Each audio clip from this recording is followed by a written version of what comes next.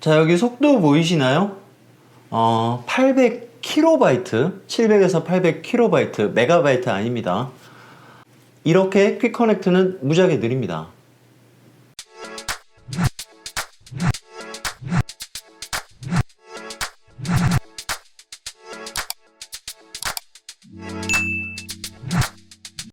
안녕하세요, 베테우스입니다. 시놀로지 나스 초등학교, 신나초등학교 시간이 돌아왔고요. 사실 초등학교 과정은 이미 끝났습니다. 여러분들 다 졸업하신 거예요. 기초적인 사용법들은 다 끝났거든요. 그래서 앞으로는 평소에는 사용할 일이 없고 잘 몰라도 되지만 시놀로지 나스에서 제공하는 다양한 기능들이 있는데 디테일하게 좀 파보려고 해요.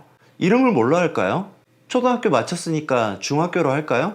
그런데 이게 중학교, 다시 말해 중등과정이나 고급과정 이런 느낌보다 특정 주제에 대해서 깊이 파보는 그런 느낌이라서 탐구생활로 이름을 정했습니다. 시놀로지 나스 탐구생활, 신나탐이 되겠네요. 자, 신나탐 오늘 첫 번째 주제입니다. 인트로에서 보셨던 퀵 커넥트입니다. 퀵 커넥트를 사용을 하시면 무지하게 느리다고 그랬어요. 그래서 제가 예전에 DSM 설치할 때 퀵 커넥트 이거 쓰지 말자, 이게 대만을 갔다가 오는 거다, 느리니까 쓰지 말자, 그렇게 말씀을 드렸죠. 그런데 여러분들 중에서는 무슨 소리야, 나는 퀵 커넥트를 쓰고 있는데 전혀 느리지 않아, 이런 분들이 분명히 계십니다. 오늘은 퀵 커넥트를 분석해 보겠습니다. 왼쪽에 보시는 게 제 나스 화면이고요. DDNS와 포트 번호 보이시죠? 오른쪽 062 5001번을 포트 포워딩을 해놨습니다. 지금 이게 사용자 정의 포트 포워딩이고요. 눌러보시면 UPnP 규칙이라고 나오는데 공유기에 따라서는 이 UPnP 규칙을 볼 수 없는 공유기도 있습니다. 여기 이렇게 포트 포워딩이 되어 있는데 얘네들은 사용자가 하는 게 아니라 프로그램 혹은 소프트웨어가 자기의 필요에 의해서 공유기에 알아서 기록하는 포트 포워딩이라고 했어요. 사용자가 하는 게 아닙니다. 그렇지만 기능은 똑같아요. 지금 제 나스의 IP는 0.43이거든요. 0.43에 관한 UPnP 규칙은 전혀 없어요. 자, 이 상태에서 시놀로지 나스의 제어판을 여십니다. 외부 액세스. 자, 지금 현재는 퀵 커넥트라는 게 활성화가 되어 있지 않아요. 활성화를 누르시고 얘를 바꿔보겠습니다. 이렇게 바꾸고요. 자, 고급 설정 탭이 활성화가 됐죠? 눌러볼까요? 메시지가 나옵니다. 퀵 커넥트를 통해 나스에 직접 액세스할 수 없는 경우 릴레이 서버를 통해서 퀵 커넥트 연결이 중계된다. 자, 이게 중요한 말인데 조건문이죠. 나스에 직접 액세스할 수 없을 때 릴레이 연결이 된다, 이런 뜻이잖아요. 그 말은 나스에 직접 액세스할 수 있을 때는 어떻게 될 건가? 그걸 한번 알아보겠습니다. 여기 자동으로 포트 전달 규칙 생성, 이게 바로 오른쪽에 UPnP와 관련된 말이고요. 그리고 세 번째, 퀵 커넥트로 어디까지 쓸 건가, 일단 다 체크를 하시고요. 이 상태에서 확인, 그리고 적용. 자, 화면이 한 번 바뀌고 또 바뀌었습니다. 이런 퀵 커넥트 링크가 하나 생성이 됐고요. 이 링크를 한번 눌러보겠습니다. 자, 나스에 접속이 됐습니다. 접속이 됐는데 이걸 보세요. 지금 DDNS와 포트 번호를 이용해서 접속을 했죠. 원래 제가 설정한 포트는 얘잖아요. 5001번. 5001번 얘란 말이에요. 그런데 퀵 커넥트를 쓰니까 57530이라는 포트가 생겼죠. 얘는 뭐냐면 바로 UPnP. 자, 여기 보시면 아까는 없었던 0.43에 대한 UPnP 규칙이 잔뜩 생겼죠.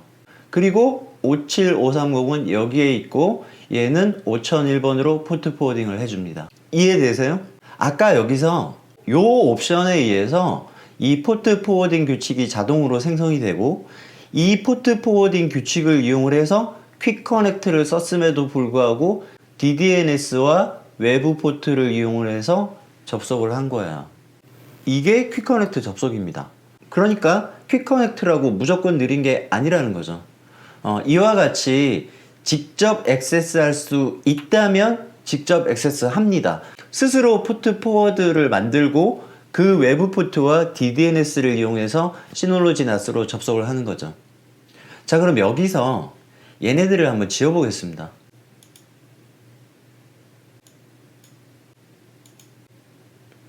자, UPnP 규칙을 몽땅 지웠습니다. 다시 한번 클릭. 이번에는 얘를 이용해서 접속을 해주네요. 생각보다 똑똑합니다. 어떻게 하든 접속을 하겠다. 자, 그러면 얘도 지워보겠습니다. 자, 이제 제 시놀로지 NAS로 DDNS 접속을 할 수가 없는 상태예요. 다시 한번 클릭. 드디어 접속 주소가 바뀌었죠. 로그인 한번 해보겠습니다.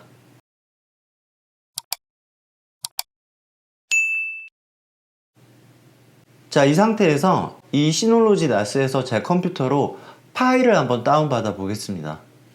자, 여기 속도 보이시나요? 800KB, 700에서 800KB, 메가바이트 아닙니다. 이거는 제 컴퓨터가 다운받는 속도고, 얘는 시놀로지 NAS의 업로드 속도입니다. 두 개가 차이가 좀 나는데 대략 1MB 정도라고 합시다. 속도가 1MB인 거예요. 무지하게 느리죠. 이렇게 퀵커넥트는 무지하게 느립니다. 자, 그럼 똑같은 파일을 퀵커넥트가 아닌 일반 DDNS 접속으로 했을 때 속도는 어떨런지.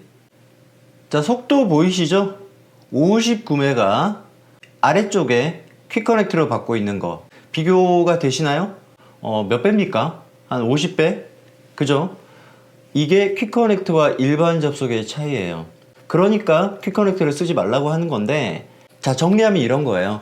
퀵커넥트가 무조건 느린 게 아니라 NAS에 직접 액세스할 수 없을 때 그때 대만을 갔다 온다. 그러니까 그때만 느린 거예요. 그러므로 NAS의 외부 접속과 DDNS 설정을 제대로 하신 분은 퀵커넥트를 쓰셔도 상관이 없다는 이야기죠. 자, 그런데 그렇게 DDNS 설정을 다 잘 했으면 또 굳이 퀵커넥트를 쓸 필요가 없기는 해요. 그죠? 문제는 이런 거예요. 여러분들이 처음에 NAS를 설정을 하실 때 외부 접속이나 DDNS 설정을 제대로 하지 못한 채 급한 마음에 일단 퀵커넥트로 연결을 해서 쓰신단 말이에요. 그리고 그냥 계속 쓰는 거야. 그러면 그때의 퀵커넥트는 계속해서 느릴 겁니다. 아시겠죠? 자, 그러면 퀵커넥트는 아예 안 쓰는 게 좋겠다. 맞아요. 맞긴 맞는데 제 생각은 이렇습니다. 비상사태를 대비해서 퀵커넥트를 살려두는 게 어떨까? 예를 들어 몇 달 전에 대만에 있는 시놀로지 DDNS 서버가 문제가 생긴 적이 있었습니다. 그래서 그때 DDNS가 다 목통이 됐어요. 퀵커넥트만 접속이 됐단 말이죠. 물론 그때는 이제 대만으로 갔다가 오는 딜레이 연결이긴 했지만 어쨌든 접속은 됐단 말이죠. 그러니까 비상사태를 대비해서 평소에는 쓰지 않더라도 죽여놓지는 말자. 뭐 요 정도로 정리를 할 수 있을 것 같습니다. 자, 오늘은 여기까지고요. 오늘 실험 재밌으셨다면 좋아요와 구독 부탁드리고요. 감사합니다. 지금까지 배테우스였습니다.